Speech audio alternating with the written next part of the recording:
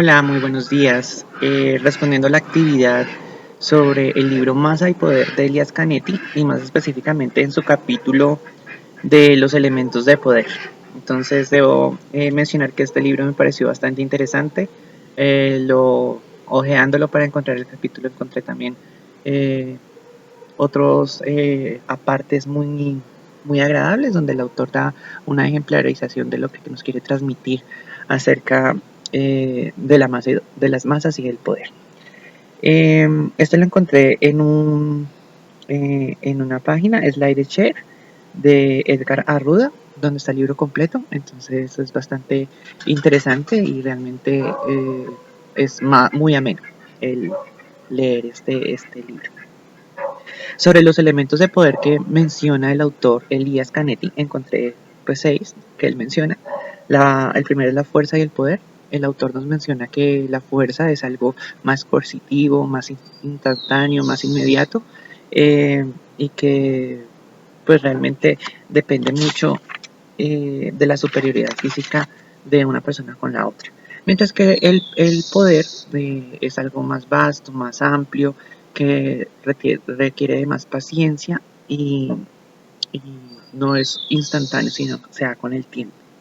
El segundo es el poder y la velocidad. Entonces nos menciona el autor el ejemplo eh, de los animales que son carnívoros y que están persiguiendo a su presa, o de las aves rapaces que están en el cielo y identifican su presa y caen en picada a acecharlos.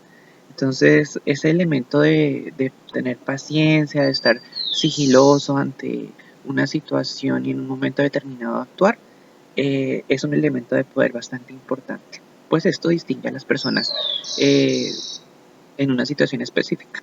Si yo respondo rápido ante una situación, por ejemplo, si estoy manejando y se atraviesa un peatón y rápidamente freno, es una situación de poder frente al vehículo, contrario a que no tenga esta rapidez y atropelle a una persona. El tercer elemento es la pregunta y la respuesta. Entonces, cuando hacemos un listado de preguntas, queremos obtener respuestas y saber más de la otra persona. Esto nos da un poder de conocimiento frente al interlocutor. Nos muestra el ejemplo de una persona que se para en la calle a hacer una pregunta sobre una dirección. Entonces, a un extraño lo hace detener, lo hace pensar y lo hace expresar una respuesta eh, basado en una pregunta sencilla que es una dirección. Entonces, esto dependerá también pues de la capacidad que tenga esa persona y de la paciencia para responder todas las preguntas que, que esta persona desee saber sobre un lugar determinado. El secreto es el cuarto poder que nos menciona Elias Canetti y hace referencia a eso que guardamos dentro y que solamente está en nuestro interior y que nosotros tenemos la potestad de hablar o callar. Y eso nos da también un elemento muy claro de poder sobre una situación. Entonces, en el momento de que yo hable acerca de un suceso determinado o de un tema en particular que solamente yo sé, en el momento que hable me da poder de ser escuchado, me da eh, la vocería para hablar de algo que muchas personas están esperando. El autor menciona que cuando una persona guarda un secreto y habla, esa apertura de su boca y esa emisión de palabras suenan como órdenes, porque es una persona que está acostumbrada a callar y que no es muy común que hable, y entonces va a tener como una resonancia mayor entre las demás personas. El quinto poder es de sentenciar y enjuiciar.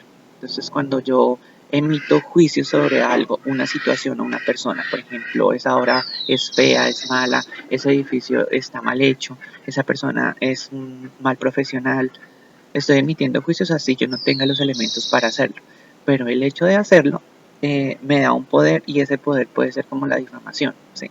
Entonces muchas personas hablan sin tener elementos de juicio, pero una vez hecha la emisión de esa sentencia, queda como la duda, ¿sí? El perdón y la gracia es el último elemento de poder y yo creo que es el más complicado de hacer y da como la grandeza en el ser humano. Entonces, yo pensaría, por ejemplo, el perdón de una fiera frente a su presa, el perdón de no comérselo y dejarlo ir. Entonces yo creo que el perdón solamente se da en los seres humanos ante situaciones muy dolorosas o que realmente nazcan del interior del corazón de las personas. Entonces yo creo que en situaciones cotidianas, cuando a uno le hacen una ofensa o un desplante, el elemento de perdonar yo creo que es el último poder que uno, eh, al cual uno se acoge. ¿Sí? Entonces, en el colectivo, en lo individual, estos elementos de poder son bastante notorios. Tomando el tema, por ejemplo, de las preguntas y las respuestas, entonces, si yo quiero conocer algo de una persona, emito una serie de preguntas y a medida que me va respondiendo, yo voy sabiendo más de esa persona. Y en el colectivo, por ejemplo, si hay una investigación policial, eh, de un tema en particular, por ejemplo, un asesinato, pues entonces las preguntas y las respuestas darán mucha luz de si esa persona es inocente o es culpable. Respecto a la pregunta número 2, ¿en qué situaciones yo me he sentido como que alguien está influyendo o influyendo poder sobre mí? Yo creo que las situaciones son bastantes a lo largo de la vida de uno, pero recuerdo particularmente el paso por el servicio militar. Entonces es algo pues que es nuevo para uno y que la presión del poder de los comandantes o de las personas que están a cargo de uno son bastante notorias. Entonces yo creo que hay también más que poderes como la fuerza, como la intimidación, pero uno termina acostumbrándose. Eh, Recuerdo que yo presté el servicio militar en la Policía Ecológica y Ambiental. De allí nos mandaron a hacer un trabajo de campo, tomar fotografías de unas quebradas en los cerros orientales de Bogotá, cerca del Politécnico Gran Colombiano. Entonces, con unos compañeros nos cambiamos y fuimos con cámara, bueno, algo muy normal. Y estando allí, salieron tres tipos con machete, con pistola y nos han robado absolutamente todo. Entonces, eh, fue pasar de ser autoridad como un auxiliar bachiller a ser presa de unos bandidos.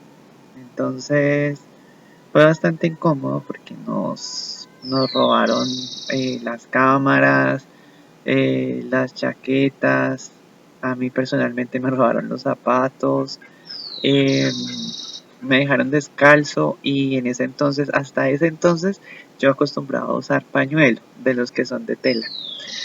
Y el tipo me esculcó pues todo y sacó el pañuelo, se sonó y me lo volvió a guardar en el bolsillo. Fue una experiencia bastante fea, desagradable, pero al tocar esta lectura y ver, digamos, los elementos de poder que tiene el ser humano sobre otros, yo creo que se me vino a la mente esa escena donde pues las armas, eh, machetes y un revólver, pues estaba eh, como fundamentando ese poder que tenían ellos sobre nosotros.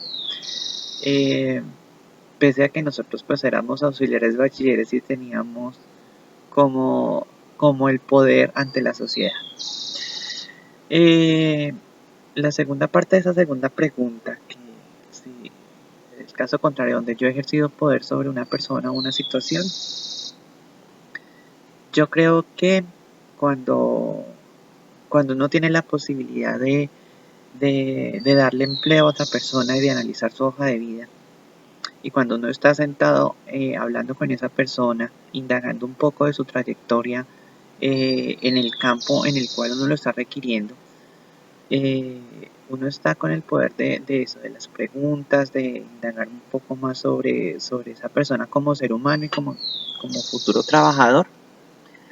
Eh, y el poder está en que si esa persona necesita o quiere el trabajo, pues entonces estará dispuesto a responder esas preguntas.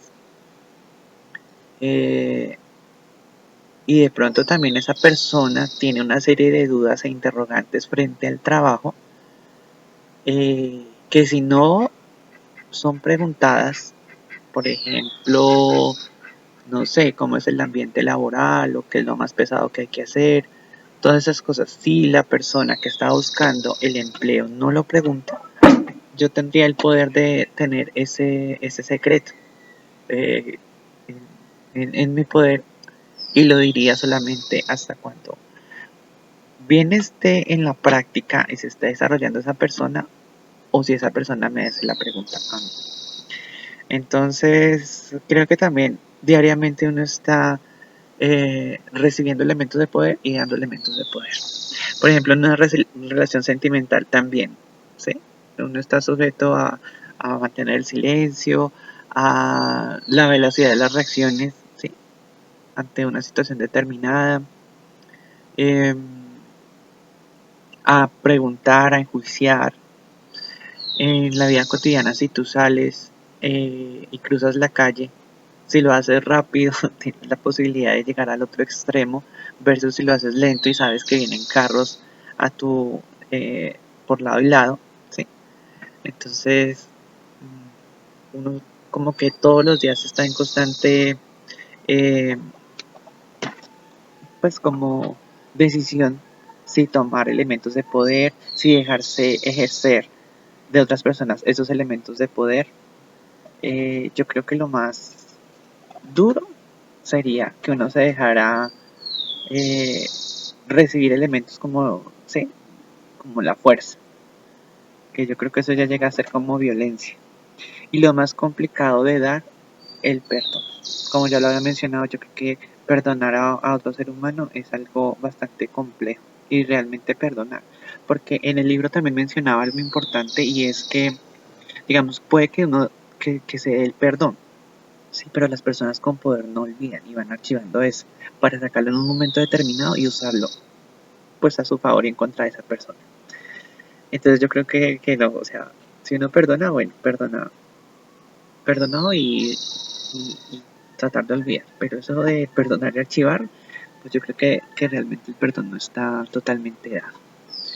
Eh, Nuevamente, pues muchas gracias por esta oportunidad. Me pareció interesante el ejercicio. Enriquecedor la lectura y yo creo que aparte de ese capítulo está también el resto del libro, es bastante bueno. Entonces les dejo un saludo, muchas gracias y que pasen un excelente día.